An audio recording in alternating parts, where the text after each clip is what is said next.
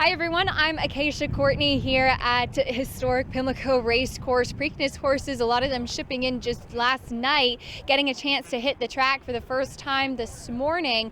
Of the Steve Asmussen trio, just Max Player and Accession walked the shed row, did not go out to the track. Pneumatic did go out on the track with the pony for an easy jog around this morning, but around 6 a.m. we were here to see Swiss Skydiver and Mr. Big News hit the track. Trainer Kenny McPeak saying about Swiss Skydiver that she really doesn't like it if you wait too much to bring her out, so she had to go out early, and she came back with great energy too. Mr. Big News acting well for trainer Brett Calhoun. Then around 7 o'clock we saw 1,000 Words, one of two for trainer Bob Baffert. He went out with the pony, as you might remember before the Kentucky Derby, a little bit of a tricky type of horse, and Bob Baffert wanting to keep him calm.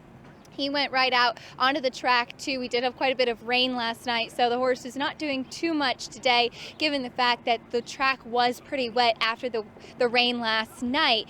Then we had a break for the renovation break from 8 to 8:30. After that, it was pretty busy. Heading out first was Live Your Beast Life for trainer Jorge Abreu, who we got to see his attitude in the shed row a bit. He's down the end in his stall, and he was reaching out, almost trying to bite every other horse that had worked earlier in the morning as they were walking by through the shed row. But a very attractive horse, a later developing one, walked out onto the track. We also saw Art Collector, who really seemed to get over the wet track very well, looking really fit for trainer Tommy Drury after he had a minor foot issue before the Kentucky Derby, not being able to run in that race, and pointing to the Preakness all along. And speaking of the Kentucky Derby, after that we saw Kentucky Derby winner Authentic also out with the pony.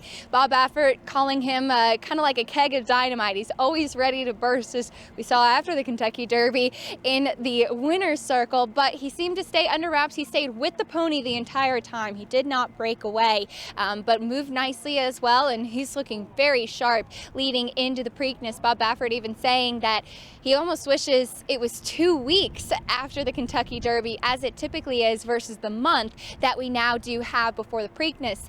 Then after that we saw Jesus's team coming in from trainer Jose D'Angelo's barn. He worked in draw reins out on the track, as he has the last couple of days. He was the first Preakness horse to be on the grounds here. They wait for the pony. They took him out a little bit later than expected this morning, keeping his head down, trying to keep him contained. And finally, it was New York Traffic out for trainer Safi Joseph Jr., also waiting to go out with the pony, the gray horse, to wrap things up. He's cooling out now, but seemed to handle himself just well, and we'll be able to catch up with Connections shortly and bring you all of that. But that's a little look into what the Preakness horses did this morning at Pimlico.